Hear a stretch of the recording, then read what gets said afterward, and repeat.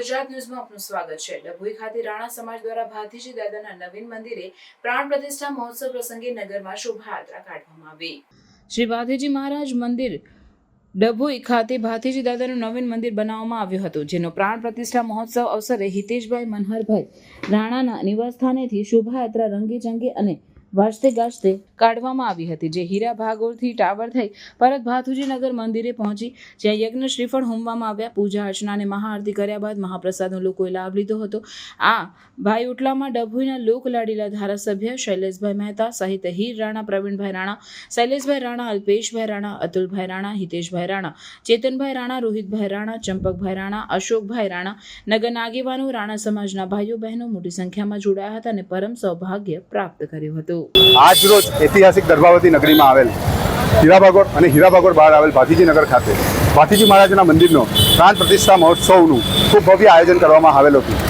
આ પ્રાણ પ્રતિષ્ઠા મહોત્સવ યજ્ઞ નિમિત્તે આજે તારીખ 13/5/2025ના રોજ ડભોઈ નગરમાં ભવ્ય શોભાયાત્રા કાઢવામાં આવેલ હતી। આ શોભાયાત્રા હીરાભાગોળ ખાતેથી નીકળી ટાવર રોડ અને ટાવરથી પરત ભાથીજી મહારાજના મંદિરે પરત ગઈ છે અને આ શોભાયાત્રામાં આજે તારીખ 13/5/2025 એટલે કે 13 મે પૂજ્ય શ્રી રવિશંકર મહારાજજી, જે આર્ટ ઓફ લિવિંગના પ્રણેતા છે, તેઓના ધરા અવતરણ દિવસની એમનો આજે જન્મદિવસ છે।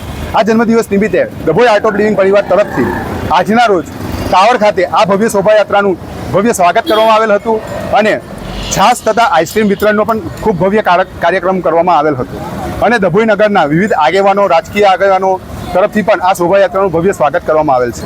તારીખ 14/5/2025ના રોજ પ્રાણ પ્રતિષ્ઠા મહોત્સવ યજ્ઞનું પણ ખૂબ ભવ્ય આયોજન કરવામાં આવેલ છે। આ યજ્ઞ નિમિત્તે સાંજે મહાઆરતી, મહાપ્રસાદીનું પણ આયોજન થયું છે અને આ યજ્ઞની અંદર આપણા ડભોઈના લોકલાડીલા ધારાસભ્ય શ્રી શૈલેષભાઈ સોટ્ટા ખુદ પધારનાર હોય, આ રીતે આ ભવ્ય આયોજન કરવામાં આવેલ છે।